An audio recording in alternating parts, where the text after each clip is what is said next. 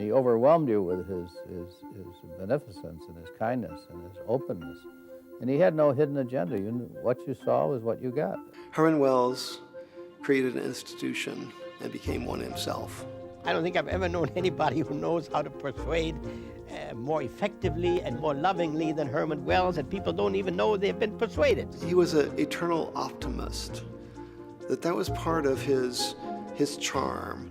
He really made a positive difference to a lot of people. He was there, and he was a force when called upon. Herman B. Wells was born in Jamestown and grew up in Lebanon, Indiana.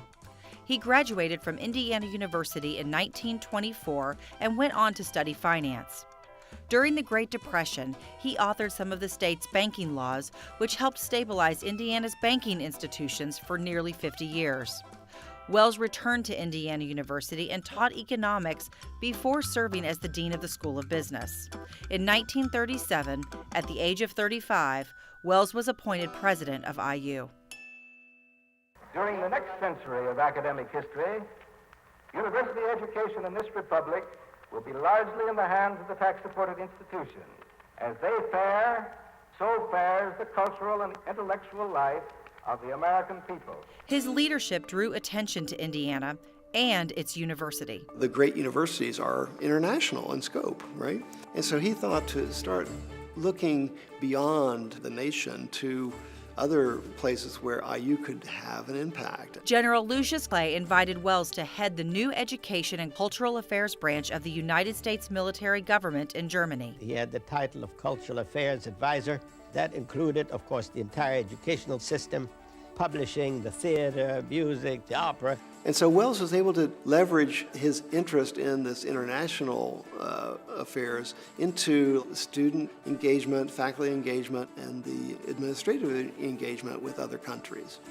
Now, it's easy to see that there is a positive correlation between the development of a nation and the status of its universities.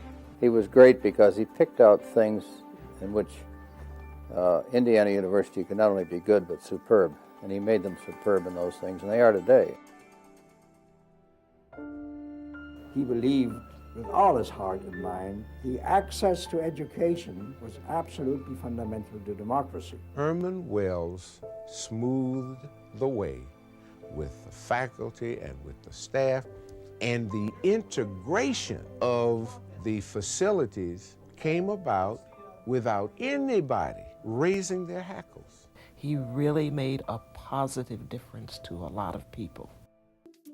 If Herman Wells has a fundamental principle or a fundamental theme that runs throughout his life, that is the principle of intellectual freedom. Probably the most famous case was his protection of Alfred Kinsey's sex research. Despite the full support of President Wells and the IU Board of Trustees, Kinsey and the university faced a rising storm of protest, which peaked with the 1953 publication of Sexual Behavior in the Human Female. You simply can't do research unless you have freedom. And academic freedom is just that. It's freedom. It's not divisible. You either have it or you don't. The whole idea that having a beautiful campus is part of the college experience is sort of a basic element of his vision. Herman B. Wells had a quote, "May we always have this campus and these islands of green so that students can dream of their future usefulness to society." It's a wonderful quote, and that's what Herman wanted for us all. He thought that the fine arts, the performing arts, and the liberal arts are all part of the basis of the college experience. And so that's part of the reason that he focused on music and fine arts as part of his legacy.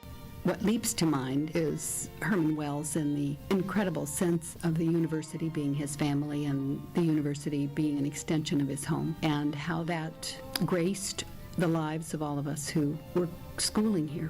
He made it a point to be on campus.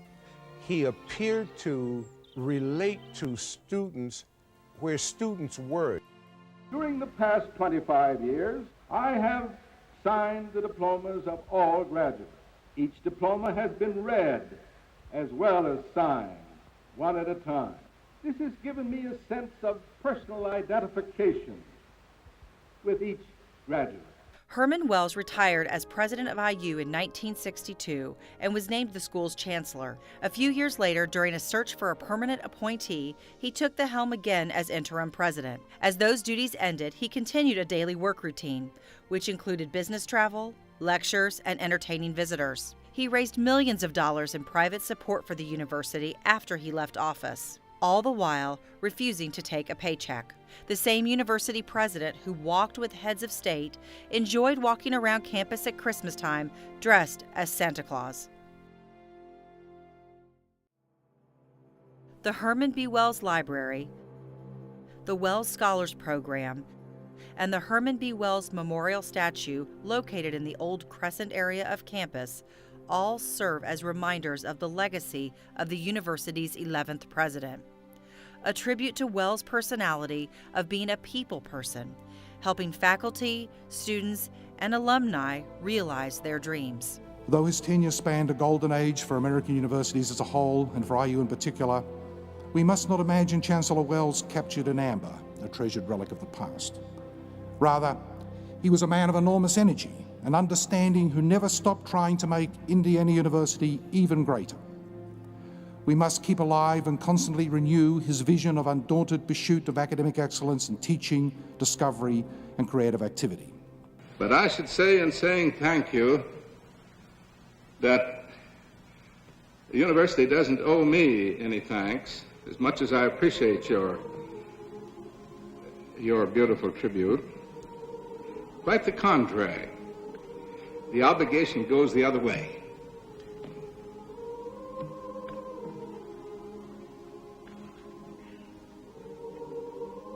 Because it's given me a chance to have wonderful work with wonderful people for a whole lifetime.